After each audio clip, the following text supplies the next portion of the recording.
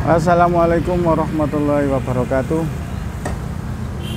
Jumpa lagi di channel saya, Danis Putra Arsitek. Di sini saya akan membagikan pengalaman dan memberikan tutorial atau SOP tentang apa saja yang dikerjakan oleh pemilik toko bangunan untuk persiapan pembukaan toko. Maksudnya membuka toko, bukan membuka usaha. Pembukaan di pagi hari yang kita kerjakan SOP di tempat kami adalah: pertama, sudah dibuka tokonya dengan ucapan Bismillahirrohmanirrohim dan doa sedikit untuk perlindungan kepada Allah, karena semua usaha, semua bidang usaha, semua pekerjaan itu kita harus minta ridho dari Allah Subhanahu wa Ta'ala. Nomor satu yaitu tadi, sebelum kita membuka dan waktu kita membuka, kita ucapkan Bismillahirrahmanirrahim. Kita niatkan untuk bekerja mencarikan nafkah anak istri kita dan untuk mencukupi kebutuhan keluarga kita untuk bekal menuju ibadah. Yang kedua, itu teman-teman ini pekerjaannya yang rutin ini, pagi hari bersih-bersih, ada yang nyapu halaman, ada yang bersih-bersih etalase, nah, ini ada yang nyapu di dalam. Ini semua SOP setiap hari yang tidak bisa ditinggalkan dan tidak bisa dilanggar. Ini pekerjaannya setiap hari, setiap pagi datang seperti ini, membuka, bersih-bersih, dan ini sudah menjadi kebiasaan, tidak diperintah atau tidak disuruh. Sudah yang mana yang datang duluan, setelah itu ambil sapu, ada yang sapu luar, ada yang sapu dalam. Nah, ini semuanya tidak pandang bulu, laki-laki perempuan.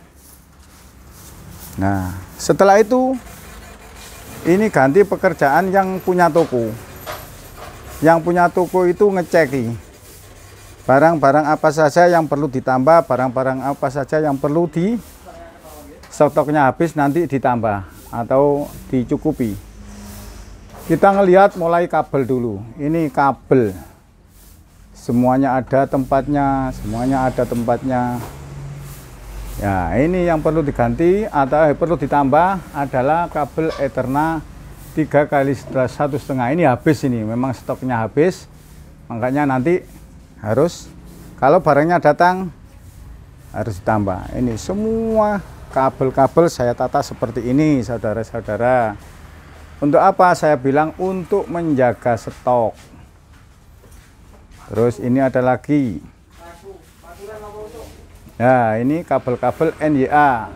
Saya potongnya ada 5 meter, 10 meter, 15 meter, 20 meter. Ini yang habis nanti diisi.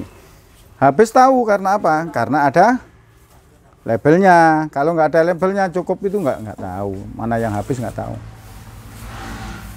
Apalagi yang perlu dilihat, barang-barang yang fast moving. Ini prosedurnya yang punya toko. Ini harus yang punya toko atau yang diserai untuk menjaga toko. Prosedurnya seperti ini.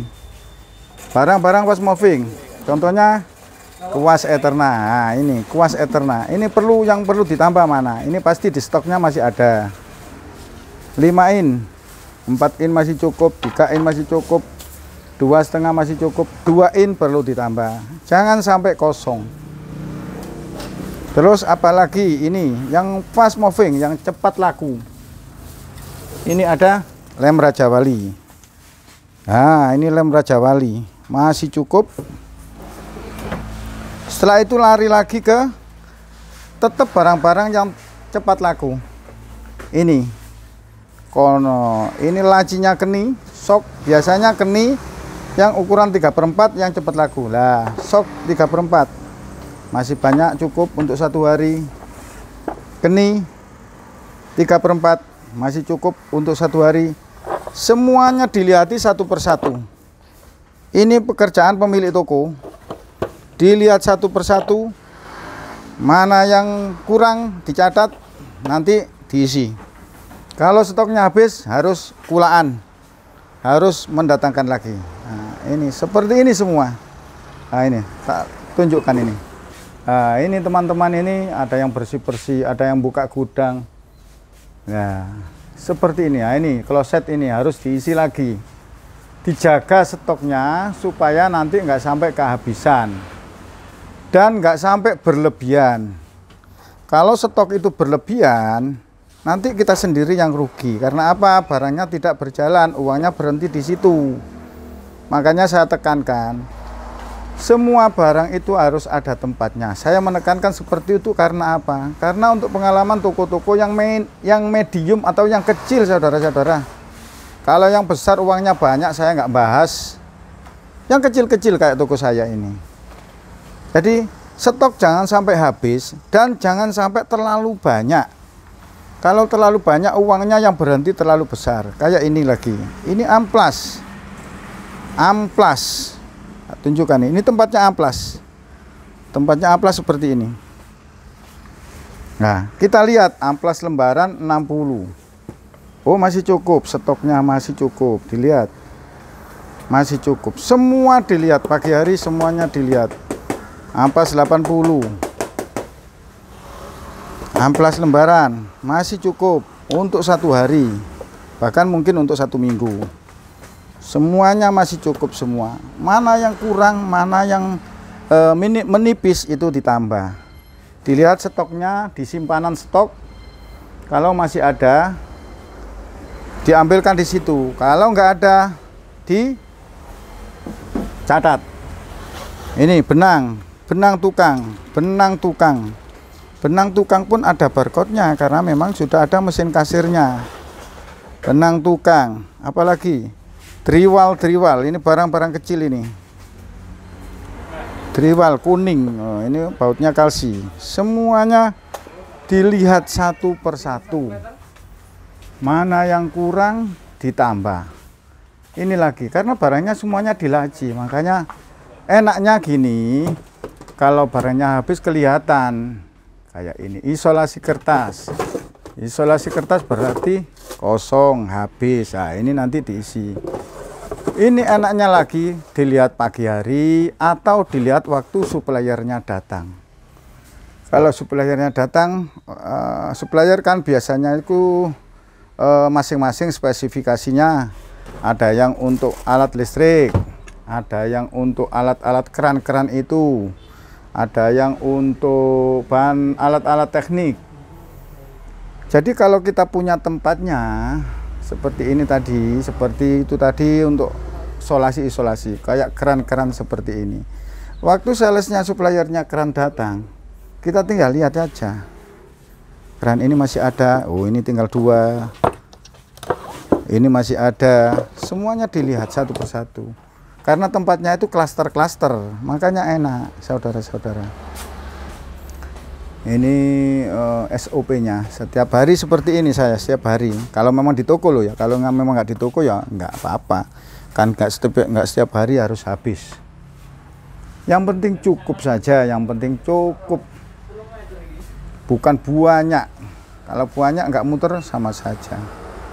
Nah, ini seperti ini. Cara berjualannya gimana ini? Tunjukkan cara berjualan. Ada yang minta tutorial berjualan. Patos napa jenengan? Mur ukuran M10. Nah, ini. Sambil jalan saya nggak apa-apa. Nggak apa-apa. Ini M10 kita kasih contoh. Monggo Mas, ini milih. Ya, seperti ini saudara saya kalau berjualan. Monggo dipilih yang mana? Oh, mur mawon.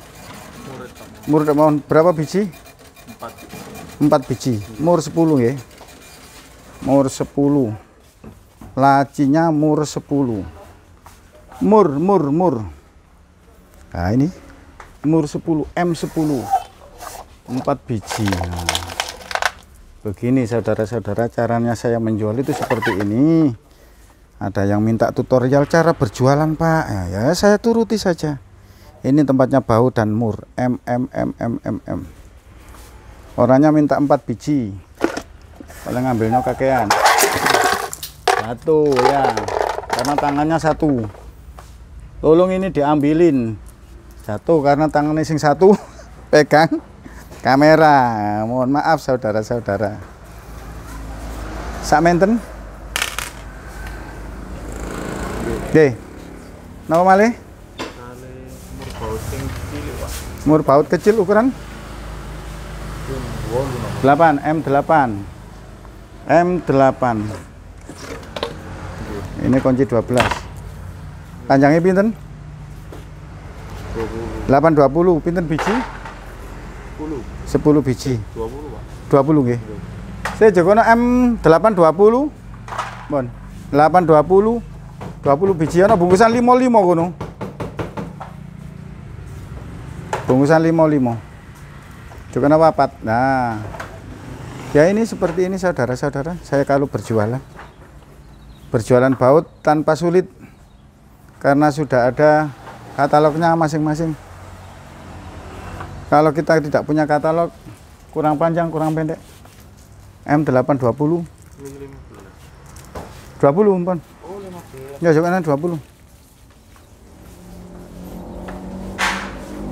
Ini masih pagi saudara. Masih belum jam 8 kok. Angkanya tokonya masih seleri orang Jawa bilang. Kita lihat, coba ini ada pasien datang lagi. Mur M10. Nah ada kan mur M10.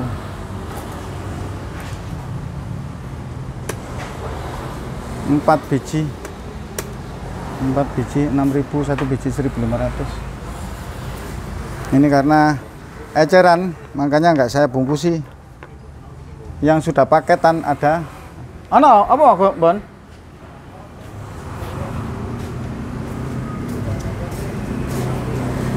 Keliru barcode gak apa-apa kene.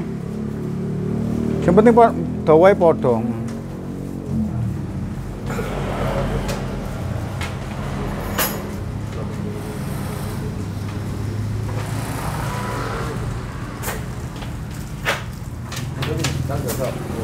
Bon, 20. Pira iki 10, iki 10 ya. Sing si loro. Ini saudara. 3/4 ya. Ini. Karena bungkusannya 22. Nah, ini cetik. M8 15. Ini ya? 20 berarti 10. 10 kali 2. Sampun? Total 26.000. Nah, sudah 26.000. Dibayar 50.000. Kembalinya 24.000. Di print krek.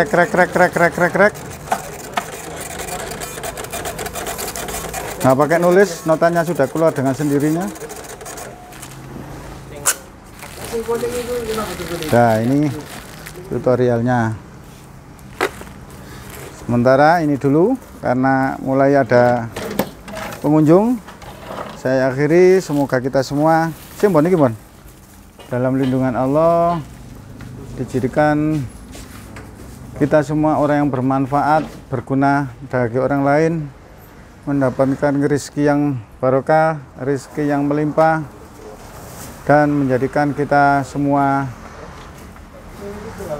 menjadikan keluarga kita semua keluarga yang sakinah, mawaddah, warahmah. Saya akhiri, assalamualaikum warahmatullahi wabarakatuh.